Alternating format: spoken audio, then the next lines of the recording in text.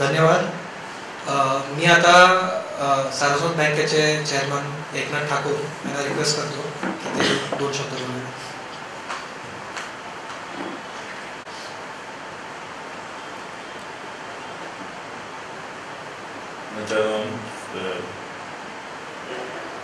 आज केवळ यांच्याच नव्हे तर सर्वांच्या मित्रपरिवाराच्या दुःखाचे आपण सहभागी आहोत. ते जमलो. खरं म्हणजे मी जरी पुरस्कारांना जवळजवळ 4 दशकाहून अधिक काळ ओळखत असतो तरी माझ्यापेक्षाही त्यांना जवळून ओळखणारे माननीय कुमार खेटकर, माननीय सिद्धराव कोळे, माननीय श्री बिजपूरकर अशी पत्रकाराची क्षेत्रातली आणि साखर सहकार क्षेत्रातली मंडळी इथं उपस्थित आहेत. आणि म्हणून मला थोडंसं मी काय कळत नाही, पण पहिलं मला असं वाटतं इथं आल्यानंतर मी जर एकदम मला काही भावलं असेल तर ते सुरस आणि चमत्कार ज्याने कोणी ते काही नाव ठेवलं आहे तर बोधस्थ समजलं. बोधस्थ ज्या ज्यावेळी भेटायचे अत्यंत हाल होणारी आणि चतुरस्थ व्यक्तिमत्व, आणि ते भेटून गेले तरी काहीतरी आपल्याला सुरस आणि चमत्कारी ऐकून येणार याची खात्री असायची. असं कधीही संदर्भ झाला नाही. आयुष्यात मी जवळजवळ त्यांना 1000 वेळ तरी भेटलो असेल. काही पितांबरोबर, काही गप्पा मारताना, काही रात्री गप्पा मार, काही रात्री गप्पा मार त्यांच्याशी बसलो. माझ्या घरी इतर होतं, काही वेळा बँकेत, सारस्वत बँकेत. पण या काळामध्ये ते येऊन गेले आणि आपल्या माहितीत आणि ज्ञानात काही भर पडली नाही असं झालं नाही. काहीतरी नवीन देऊन गेले असे माणसं फार क्वचित भेटतात. आणि त्यांचा संबंध त्या विद्वत्ता असं म्हणणार नाही, पण त्यांचं जे वैचारिक विश्व होतं त्याची जर खरं गुण कुठला असेल तर डेप्थ, म्हणजे त्याची सखोलता जी होती ती मला अनेक ठिकाणी पाहायला मिळत नाही. आज अशी 4-5 माणसं सुद्धा अशी अवतीभोवती मिळत नाही की त्याला त्याच्या प्रत्येक विषयाचं सामाजिक जीवन आहे. मग त्याच्यामध्ये कास्ट, क्रीड, कल्चर, कलर, कस्ट्यूम, कस्टम कुठलीही बाजू घ्या त्याची, त्या माणसाची परिपूर्णतेने तुम्हाला संपूर्ण माहिती देण्याची ताकद त्यांच्यामध्ये होती. आणि ज्यांचे डोळे जरी असं समोर बघत असले तरी मला वाटतं ते या बाजूच्या वैशिष्ट्य त्या माणसाकडे बघत असत आणि काहीतरी दुसरंच त्यांचं ऑब्झर्वेशन असेल जे आपलं नेहमी होऊ शकत नाही. म्हणजे आपण पाहतो पण आपल्याला दिसत नाही. आपण पाहण्याचं काम करतो, आपल्याला डोळे आहेत पण ते डोळाच होते. आणि ही जी त्यांची सखलता होती ती एकदम मनावर छाप टाकून जाणारी होती. आणि कधी ते आले या आत्तासुद्धा आमचं नवीन सारस्वत बँक भवन झालं ते 40-50 वेळा मला भेटून गेले. त्यांना कोमात जाण्याच्या पूर्वी एक 8 दिवस पूर्वी ते मला भेटायला आले होते. दुसरी माझी भेट ठरली पण त्या दिवशी मला चेकअप होता आणि मोठी सर्जरी झाली. 5 महिने मी बेडमध्ये होतो आणि महिनाभरच मी यायला सुरुवात केली होती. आणि त्यामुळे शेवटची भेट चुकली आणि नंतर मला इन्फेक्शन होईल म्हणजे 2 ट्यूमर काहीच काढले होते. माझ्या मित्रांना माहिती आहे 40 वर्ष माझी वर्षी तक्रार चालू आहे आणि माझी 10वी सर्जरी होती आणि तेव्हा पाहायला आलो. त्यावेळी पण त्याचा जो स्वभाव होता आणि आमच्या सारस्वत बँकेत एक वैषम्य होतं. एवढा ज्ञानी माणूस, एवढा दसरा माणूस, पुढचं पाहणारा माणूस, आपल्याला योग्य वेळी सावधान करणारा माणूस, या विषयाची जी बाजू आहे त्या अनेक बाजूने त्याची उकल करणारा माणूस हा आमच्या बँकेत काही तसा रुजला नव्हता. 2 वेळा ते आमच्याकडे निवडून आले पण त्यांचं ते काही वेळा असं होतं की मेडिओक्रिटी ही फार मोठी असते, सर्वसामान्य लोकांची संख्या जास्त असते आणि ज्यांना डेप्थ आहे, ज्यांना अंडरस्टँडिंग आहे, ज्यांना काही विजन आहे असं लोक फार कमी असतात आणि त्यामुळे त्यांचे प्रश्न वेगळे असायचे आणि त्यांना त्यामुळे काही लोकांना स्वीकारला झाले नाहीत. आणि एक काळ असा गेला की थोडंसं वैषम्य, मला नेहमी वाटायचं की हा माणूस एवढा उंच व्यक्तिमत्वाचा आहे पण बँकेत इंटरनली मात्र काहीतरी चालू आहे आणि याच्यातनं काहीच कॉन्फ्लिक्ट झाले, काही वेळा बतावत होतात. आम्ही दोघेही जण, कारण मी कुमार केसकरांचा जसा मित्र आहे तेही त्यांचे मित्र आणि मग दोघांचंही त्यांच्यावर आग्रह की आमची बाजू सपा, आमची बाजू सपा इथपर्यंत आमचं झालं.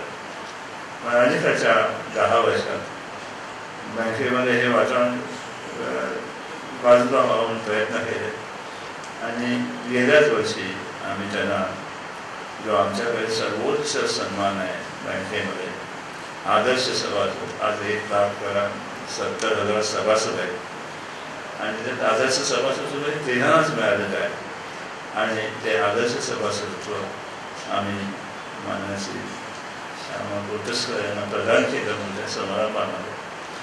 आणि त्याच्या दृष्टीने बघा सारस्वत बँकेवर त्यांचं एवढं प्रेम होतं. गेल्या 50 वर्ष ते सभासद होते, 50 वर्षामध्येच काळ आणि गेल्या 40 वर्षात त्यांनी फक्त 2 सभासद होत्या. एक म्हणजे ते एक दिवशी आजारी होते आणि दुसऱ्या वेळी त्यांच्या मिळवण्याचं काहीतरी पुण्याजवळ ते पुढे कार्य होतं आणि म्हणून ते येऊ शकले. 2च सभासद होते पण प्रत्येक सभेत मी आता जवळ सारस्वत बँकेचा संचालक मिळावा 1989 पासून आहे, जवळ 23 वर्ष आहे आणि 23 वर्षामध्ये आमची प्रत्येक सभा असली तर आमचे डॉक्टर अडाकर, डॉक्टर रैरे, आमच्याकडे विद्वज्जन मंडळी होती, मोठी माणसं होती. गोटस्कर काय बोलणार, गोटस्कर काय प्रश्न विचारतात, गंभीर उडालेली असायची, कुठला प्रश्न विचारतील आणि आपण त्याला कसं सामोरं जायचं. म्हणजे सगळी स्ट्रॅटेजी व्यवरचना जी आमची व्हायची ती समोर गोटस्कर असायची. तर माझे ते मित्र असल्यामुळे, मित्र समजत असल्यामुळे मला हा प्रश्न त्याला आवश्यक पडला नाही आणि त्यामुळे अशा विभिन्न भूमिकेतल्या लोक त्यांच्याकडे पाहत होते आणि तो काळ गेला आणि बँकेत आज त्यांचं सर्वांनी एक स्वीकार आणि त्यांच्या विद्वत्तेबद्दल एक आदर अशी भावना आज आपल्या सर्व बँकेमध्ये सर्वजण आमचे युनियन्स, असोसिएशन्स सर्वजण त्यांना मानायला लागले आणि त्यांना जो मान या बँकेत मिळाला पाहिजे होता तो मिळाला. माझ्या संस्थेच्या दृष्टीने मला सांगणं तुम्हाला महत्त्वाचं वाटतं की शेवटी त्यांची विद्वत्ता हीच खरीच आहे. ते बोलताना साखर हा त्यांचा विषय आहे, त्याच्याबद्दल ते मला पण त्यांनी चौका शिकवलं, उतारा कसा येतो, काय येतो आणि प्रत्येकजण त्यांना विचारायचे, त्यांना मधून फोन यायचे, वृत्तमान करतात की हा संदर्भ बरोबर आहे का, एक वेगवेगळ्या प्रकारचं ज्ञानकोशांची बारकावे आणि त्याची माहिती इथे देत असत आणि म्हणून साखर हा विषय बाळासाहेब विखे पाटील, शंकरराव फुले आणि मग त्याच्या गमती जमती ज्या सांगायचे आणि हसून म्हणजे मला ते साखर विषय माहीत नव्हतं. मला थोडीशी चौकसपणा माझ्यात आहे. मी स्टेट बँकेमध्ये काम करत असताना अधिकाऱ्यांचा अध्यक्ष होतो राष्ट्रीय महासंघाचा, तर आमचे चेअरमन तलवार म्हणून होते. त्यांनी सांगितलं मला एक दिवस JRD टाटांबरोबर आणि त्यांच्या पद्धतीने मी JRD टाटांना जाऊन पाहत होतो कारण मी तेव्हा चौकस होतो. तसं मी आमचे वर्णाला पण गेलो, साहेबांबरोबर एक दिवस घालवला आणि नंतर येऊन मी पुन्हा यांना भेटलो. मी वारणाला जाऊन आलो आणि त्यांनी कशा प्रकारे बकरी वगैरे गावागावात दिलेले आहेत 70,000 आणि ते सगळं संपूर्ण जे काही मी पाहिलं त्यांना सांगितलं आणि त्यांनी मला त्याच्यामध्ये भर घातली.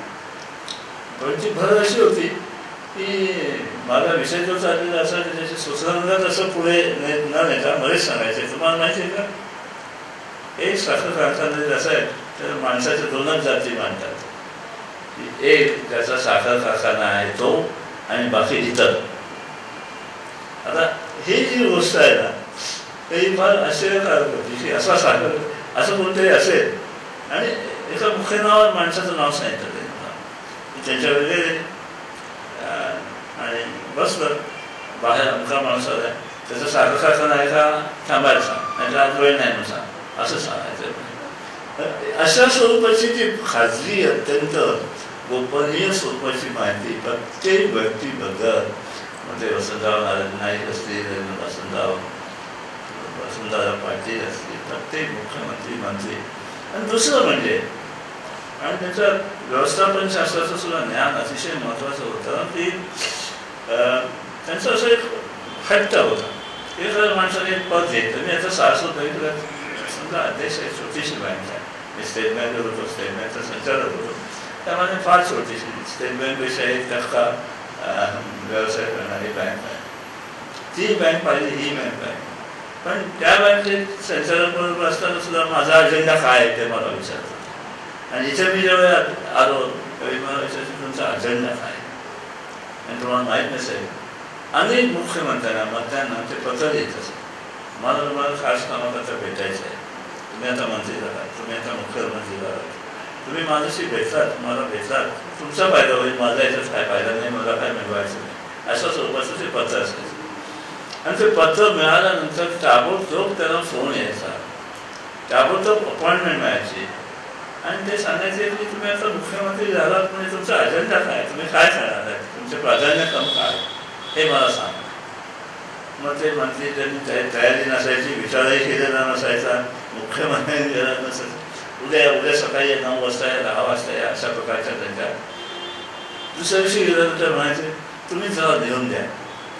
इथपर्यंत वैचारिक दारिद्र्य जे आहे ते स्वतः गोटस्करांनी या सर्व लोकांबरोबर पाहिलेलं होतं की आपण एका पदावर बसताना त्या पदावर आपल्याला काय करायचं आहे नेमकं याचा एक असा आराखडा तरी तो त्यापैकी का सुस्पष्ट होत नाही जसं जसं आपली मार्गक्रमणा होते तसं तसं आपला आराखडा सुस्पष्ट होत जातो आपल्याला आणखी काही त्याच्यात वर्टिकली हॉरिझॉन्टली जास्त विचार लागतं परंतु काहीतरी सुरुवातीला आपण काहीतरी दृढनिश्चय करून बसलोय आपल्याला काय घडवायचं आहे आपण कुठे आहोत का आपण एक पद आपण शोधत होतो त्या पदापर्यंत पोचल्यानंतर सर्व झालं का हाही एक अत्यंत महत्त्वाचा असा विषय होता.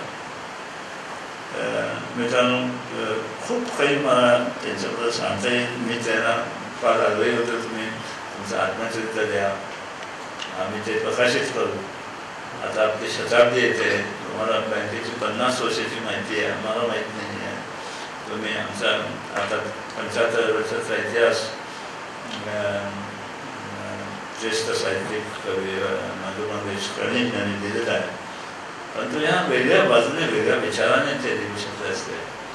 माझं असं मानस होता की आमचा त्याच्यानंतरचा इतिहासाने आपल्याला 50 वर्षाचा एक इतिहासाने द्यावं स्वतःचं आत्मचरित्र द्यावं प्रयत्नशील होतो परंतु न्यायाचा विचार काही वेगळा होता. मित्रांनो बहुतेक वेळ दिल्ली त्यांचे मित्र होते सर्व क्षेत्रात त्यांचे मित्र होते परंतु बहुतेक वेळ त्यांनी वेस्टर्न महाराष्ट्राच्या नेत्याबरोबर घालवलेला होता. पण आपल्या खात्रीने सांगतो मी कुडाळ सावंतवाडीचाच आहे आणि मी SSC पण कुडाळमधूनच झालेलो आहे. कुडाळच्या एका माण्याच्या दुकानाच्या आई वडील लहानपणी गेल्यामुळे वयाच्या 2 वर्षी आई आणि 2 वर्षांना वडील गेले आणि त्याच्यानंतर मी एका पाण्याच्या दुकानात काम करून 9 वर्ष काम केलं आणि माझा प्रवास सुरू केला आणि त्यामुळे आम्हाला दोघांना मी ज्या गाडीच्या मी ज्या आलो आणि त्या पद्धतीने स्वयंपाकाचा प्रयत्न केला आणि ते ज्या गावातले आमचं तो गाव आमचं ते तळ कोकण मग त्यांची आमची मालवणी भाषा आमच्या गावातले उत्सव गावातले मंदिरं आमची एक काही सारस्वत आणि समाजाची स्थिती हे सर्व गोष्टी आम्ही एकमेकांशी फार बोलत असू परंतु ते जातीय दृष्टिकोनात नव्हे तर तो आपला समाज समजून घेण्याच्या दृष्टीने त्याच्याकरता काय करता येईल या दृष्टीने ते होत असेल. मला एवढंच आज या ठिकाणी सांगायचं आहे की वेस्टर्न महाराष्ट्राच्या नेत्याबरोबर आयुष्यभर जवळ राहून शिवा बेरे आणि ठोस इतर आमचे विचार कुमार केसकर अशा सर्व मंडळींबरोबर राहून सुद्धा ते मूलतः कोकणी होते आणि त्यांचा जर मानस आपण संशोधन त्याचा विचार केला तर या माणसामध्ये कोकणचीच अभिव्यक्ती होती. बोलण्याचा जो ढंग होता तो अगदी कोकणी होता आणि कोकणी माणसातलं जे द्वंद्व होतं आणि ते प्रत्येक असतं माझ्यातही आहे. ही एक आसक्ती असते आणि विरक्ती असते. या तिन्ही कोकणी गोष्टी, कोकणी अभिव्यक्ती, कोकणी आसक्ती आणि विरक्ती, या तिन्ही गोष्टी आलेला हा आमचा कोकणी माणूस असं त्यांचं चित्र माझ्या डोळ्यासमोर आहे. मला भावलेला माणूस, हवा असणारा माणूस, कुटुंबवत्सल माणूस, म्हणजे त्याच्या कुटुंबावर तिचं किती प्रेम होतं. आम्ही सुद्धा कुटुंबावर प्रेम करतो, पण लहान छान आपल्या पत्नीचा फोन उशिरा होतोय तर मला आता उशीर होणार आहे, मी आज एकनाथ बरोबर ठाकूर बरोबर आहे, अर्ध्या तासाने पोहोचणार आहे, म्हणजे ती वाट पाहत असेल. हा विचार 60 वर्षी, 65 वर्षी, 70 वर्षी किती लोक आपल्या पतीचा करतात, आपल्या कुटुंबियांचा करतात हे मला माहीत नाही. पण मी असा एक दिवस पाहिला, माझी शेषलो भेटीत, की त्यांना उशीर झाला आणि त्यांनी घरी फोन करून नाही कुठे आहे आणि केव्हा येणार आहे. आणि त्याच्या मिळवण्यावर ते मिळवणे गेले आणि त्याच्यानंतर जवळजवळ 2-3 महिन्याचा काळ ते अत्यंत वेदनेत होते.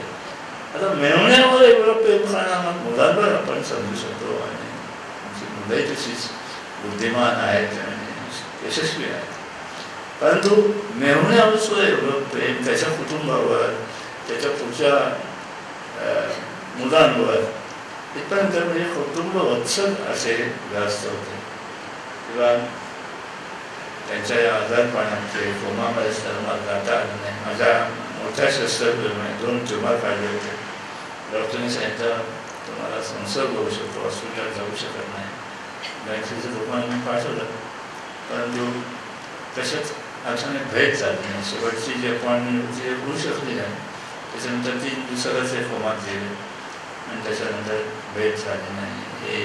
ही खंत आयुष्यभर राहील आणि ठरलेली भेट आमची राहून गेली. त्यांच्याकडनं खूप काही मला मिळाले आणि एक प्रकारची विचार करण्याची दृष्टी आणि श्रीमंती त्यांच्याकडनं मिळाली. या वेळेला आमच्या त्या बँकेच्या संचालक अध्यक्षपदी मी आहे आणि मला वाटतं मी माझ्या संचालक मंडळाचा निश्चित ठराव मांडणार आहे की मुंबई विद्यापीठात एखाद्या मान्यवर विचारलं त्याच्याकरता मी माननीय श्री कुमार केसकर यांची सुद्धा मदत मागेन की पत्रकारितेच्या संदर्भात एखादी मोठी शिष्यवृत्ती किंवा एखादी चेअर ही माननीय श्री बोधोस्कर यांच्या नावाने सुरू व्हावी आणि त्याच्याकरता जे काही